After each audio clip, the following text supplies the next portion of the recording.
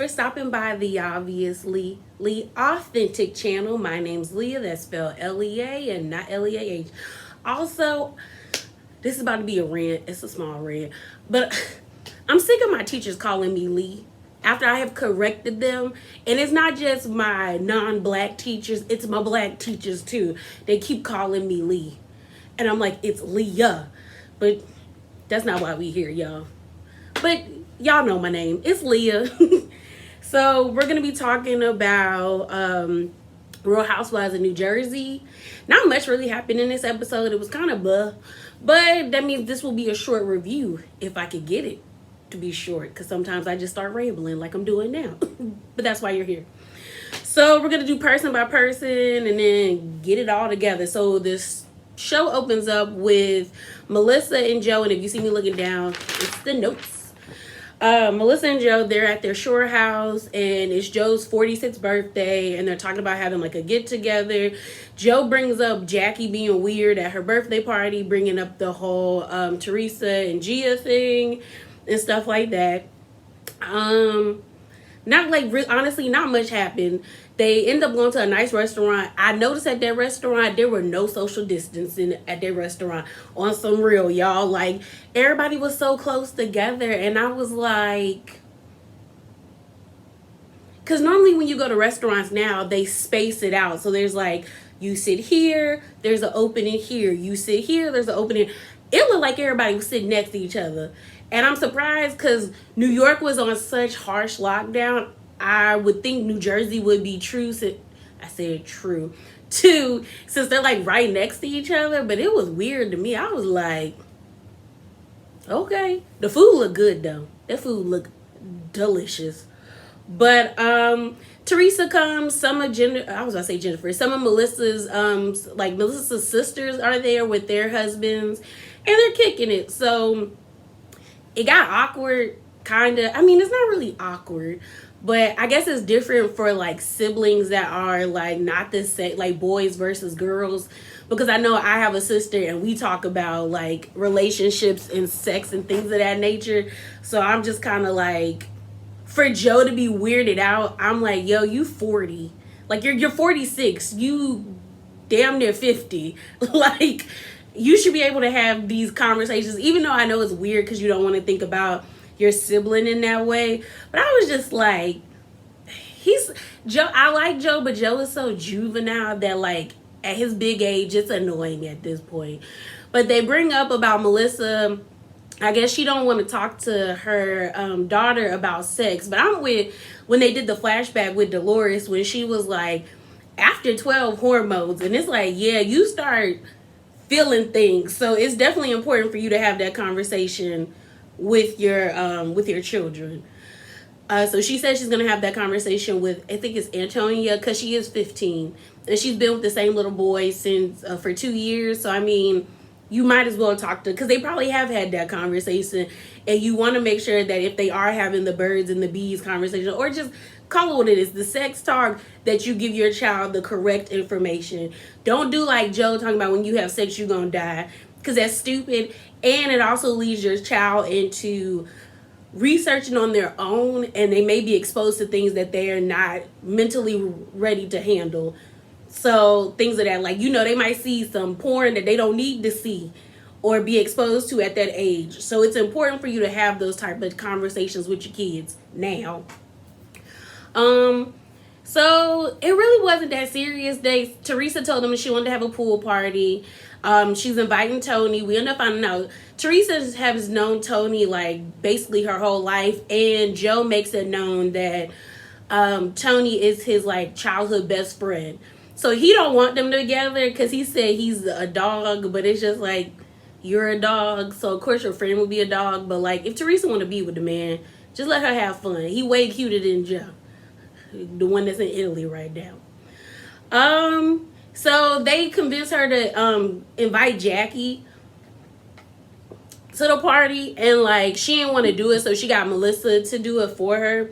But I was like, I knew she wasn't gonna go, but I guess it's nice to extend an olive branch. She'd be like, hey, we having a pool party, y'all can ride out if you want to. So then let's get to Jen. Not much with Jen, other than her kids are rude. Jen's kids are rude. Rude, little pretentious, like entitled little brats. Like the fact that none of them could just take a tape, like, so I'm getting ahead of myself, y'all. So basically, they were having like a pool day. All the kids were outside. They were playing in the pool, and then Jen decided to, or Jennifer decided to like cook some steaks.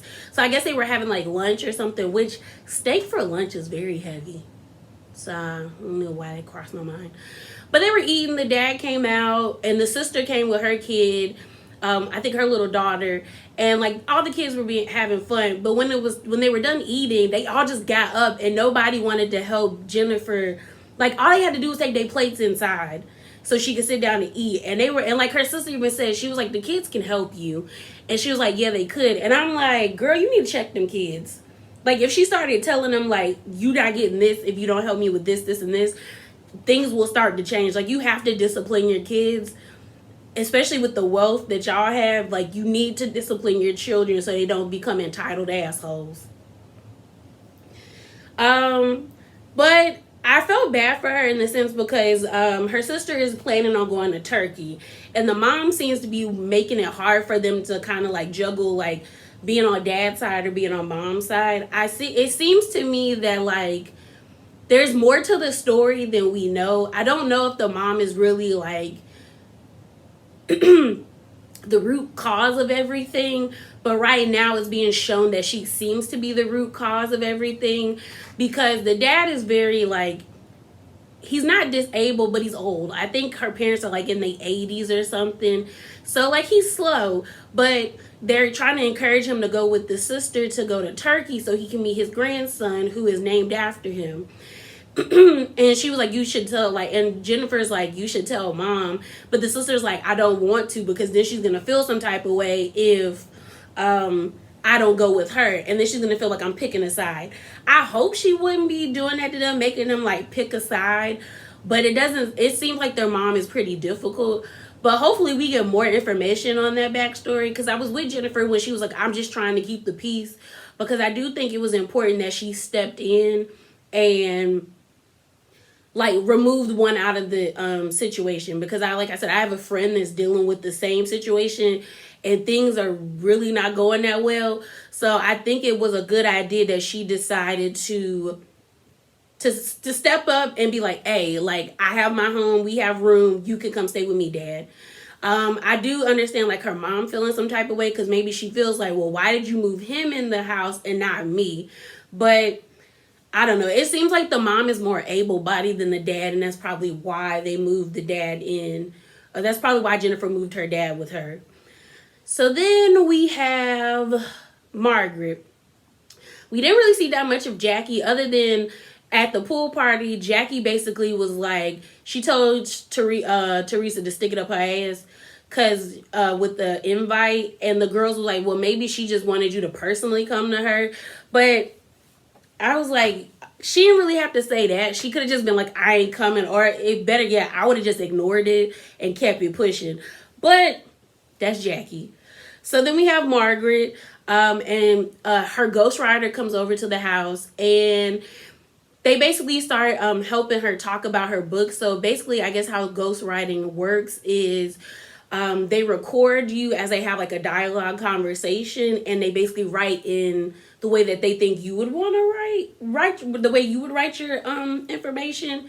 So they're recording Marge's conversations, and well, basically we end up finding out that like sexuality was was very much focused on in Marge's or Margaret's life. I didn't know that Big Marge, I think she said, was from the Ukraine, and that like she was poor but she was beautiful. So her mom really focused on being like, being beautiful, because that's the way she got out of the Ukraine and got like a husband and things of that nature, because she was beautiful. So Marge says she realized that like her mom really focused on like looks and things of that nature. So she focused a lot on that. And I guess like she said, she went through a lot when she first got into the fashion workforce, and it seemed like she was coerced a lot. So basically, pressured into having sex when with her bosses, and it made her feel like bad and uncomfortable, which is sad. But like she was like that was the work culture. She was like there was no Me Too movement, so speaking out, I guess, was not.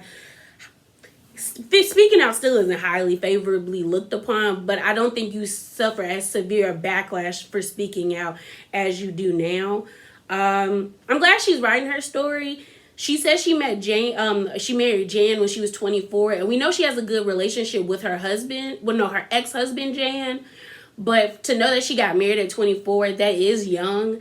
I normally think people should wait until they hit like 26 or honestly 27 and above, because I feel like 26 and down, you're still trying to get to know yourself. And even when you get older, you still learn new things about yourself. So why tie yourself to somebody so young?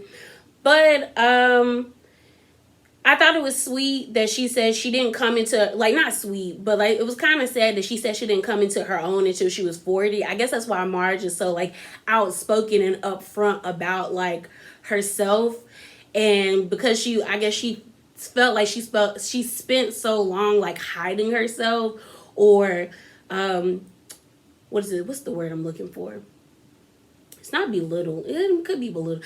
Diminishing her light for her husband or for the men that were above her in her field, that now that she hit 40, she feels like, you know what, you ain't gonna make me be quiet. Like, I'm gonna say what I got to say, which I think is wonderful. It sucks that it happened when she was 40 and it couldn't happen sooner, but that's just sometimes people take different journeys. I thought it was sweet when she talked about how Joe is like the first healthy relationship she has had. Like the first adult healthy relationship she's had. That's why she was like, we can fight, but I know I can be vulnerable and loved and feel safe. And I think that's important. And I think that's sweet.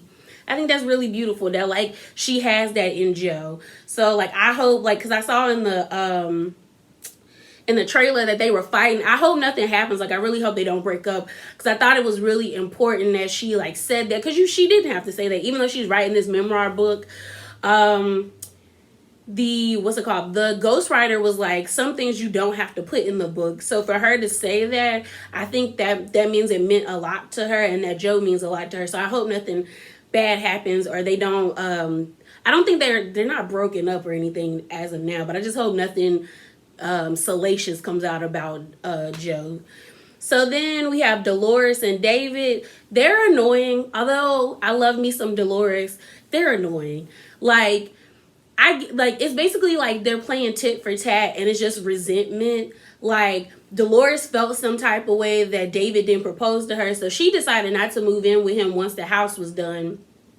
Now she's redoing her home that she shares with her ex-husband Frank, and it's like she basically like, well, you didn't commit to me, so I pulled back. And I also think Dolores isn't ready to marry a doctor, because he was like, girl, I invite you over, but you don't come. She was like, I want to spend more time with you. But she was like, you're on the computer. And he was like, I can't not be on the computer. That's my job. So he's like, if someone goes into labor. So I'm like, Dolores, if you're not ready to handle what it's like to be with someone who's a doctor, then maybe y'all should just kind of like part ways. I don't know, because my thing is like, that's his profession. He's been doing it for years. So, and it seems to me that he loves what he does. And it does seem to me that he cares about Dolores. But Dolores is also not willing to compromise, and he's not willing to compromise. So if they want to be in a relationship, someone's going to have to give. And I feel like Dolores needs to understand that, like, you're marrying like a doctor, a highly probably sought after doctor. So you have to make sacrifices if that's who you want to be with. Just like he has to make sacrifices as well. Like maybe he can take time off at the hospital so he can spend more time with you. But I do believe that he should show more initiative to making a commitment towards her, if that's what she wants. And if that's what Dolores wants, and if he wants Dolores, you both have to make sacrifices. So then we get to Teresa's party. Also, Dolores is being honored for breast cancer awareness. She's having like an award for her activism for breast cancer awareness. Is it active? I think it is activism. I think it's activism. If it's not activism, maybe it's her support. But so we get to this pool party. Not much happened. Although I do think all the ladies look cute in their little bathing suits. Tony's handsome. He's cute. He came with his little six pack. Oh, also with Teresa, we saw Joe. My bad, y'all. That's my study alarm. Also, we saw Joe on FaceTime, and basically it seems like their divorce is going smoothly, which I think is good.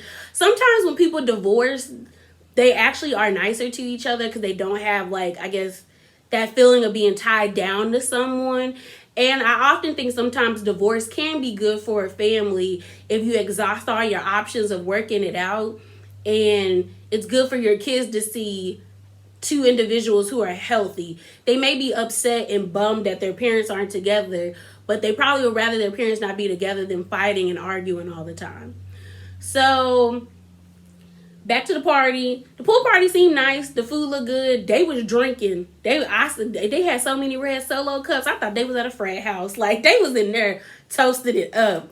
Michelle and John come, and we know Michelle is the realtor who's been spreading gossip about Joe and Melissa. We'll get to the end so we can talk about Jennifer, Tequila Jen. All I got to say about John and Michelle, I said John and Michelle, they pussies, in my opinion. Like, the moment they got confronted, all that vibrato they had for, like, Joe and Melissa, it went out the window, y'all. Like, on some real, like, basically what it sounds to me is that John didn't get none of the information about, like, his payment in writing. So I don't think he did a free job, but he didn't put in a contract with Joe about the stipulations of, like, if I do this or if I meet this quota, this is how much you should pay me.